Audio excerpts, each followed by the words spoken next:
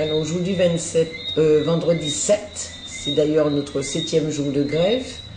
Ce matin, il y a eu bien sûr des barrages devant les établissements, notamment, plus précisément devant l'hôpital Pierre-Zolf d'Akitman et la maison de la mère, de la femme et de l'enfant.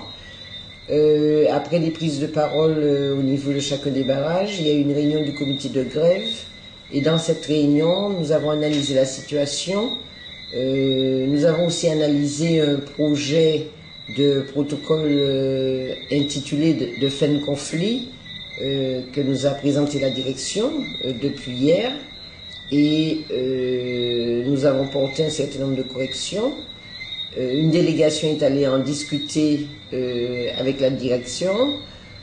Pendant qu'une délégation discutait avec la direction, plusieurs grévistes sont allés à la zone de la Jambette et à la zone de Rivière-Roche faire des prises de parole, s'adresser à la population, parce que les problèmes du centre hospitalier de Fort-de-France sont des problèmes de la défense aussi de l'hôpital public, et ça concerne la population parce que le CHU est déficitaire aujourd'hui. Si jamais demain il y a des activités qui ne se font pas, il est certain que la population en paiera un petit peu les pots cassés.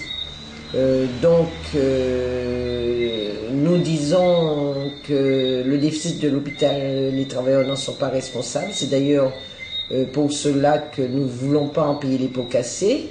Et les mesures prises par la direction visaient à se débarrasser de contractuels et à différer le paiement de la prime de service des agents titulaires.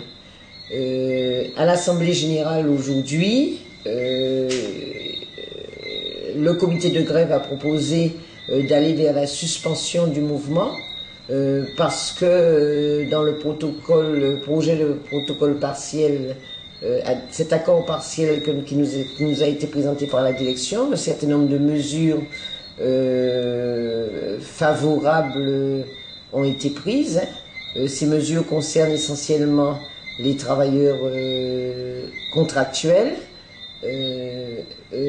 Pratiquement tous les travailleurs contractuels qui travaillent de manière permanente et qui étaient enregistrés par la direction comme des travailleurs intermittents, la direction a pris l'engagement de régulariser leur situation. Tous ceux qui étaient de faux intermittents deviendront de vrais travailleurs permanents avec statut code 30 ou code 31 selon qu'ils travaillent sur un poste vacant ou non. Ça c'est positif. Nous devons poursuivre ce travail puisque nous l'avons fait pour la moitié des effectifs, la moitié des unités fonctionnelles, et nous le poursuivrons la semaine prochaine, mardi, à partir de 8 heures. Concernant la prime du personnel titulaire, il a été acté que la moitié de la prime sera versée avec le salaire du mois de juin, l'autre moitié pourrait être versée, la direction s'est engagée à le verser en juillet. Ceci est quand même conditionné par le fait que la direction, sous réserve qu'elle présente un plan de retour à l'équilibre,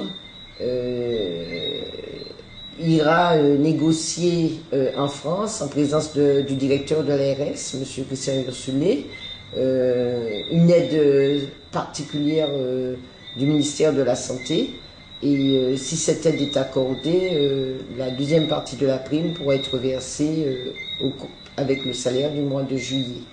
Nous avons estimé que les éléments que je viens d'énoncer étaient suffisants pour suspendre le mouvement et attendre les résultats de la réunion du 21, poursuivre le travail de fourmi qu'on fait sur les effectifs par unité fonctionnelle.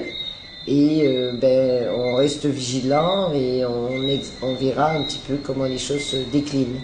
Alors, on reste vigilant, mais dès lundi 10, nous avons rendez-vous avec les associations d'usagers à 14 h de l'après-midi au club médical. Et le même jour, à 18 h, nous avons invité tous les politiques, qu'ils soient sénateurs, députés, membres élus à la région, au conseil général ou les maires. Nous les avons tous invités à une réunion à 18 h parce que nous pensons que cette question concerne toute la population et nous voulons connaître leur positionnement dessus. Même si nous obtenons nous avons mené un combat pour que les contractuels ne fassent pas les frais de la politique des gestionnaires anciens et de la politique actuelle du gouvernement, mais la question du déficit n'est pas réglée, et cette question du déficit n'est pas réglée, et surtout la question, les mesures, les aides que devront prendre le gouvernement, nous ne savons pas si ces aides-là seront à la hauteur des besoins du centre hospitalier de Fort-de-France. Et donc, à ce titre, le comité de grève a décidé de continuer d'être en état de veille et d'organiser un certain nombre de choses pour continuer à sensibiliser la population, à sensibiliser les usagers. Donc, vers la mi-mai, autour probablement du 19 mai, se tiendra un grand meeting pour pouvoir s'expliquer sur toutes ces questions-là. En tout cas, c'est une première manche que nous qualifions de première manche de réussie, surtout pour les contractuels.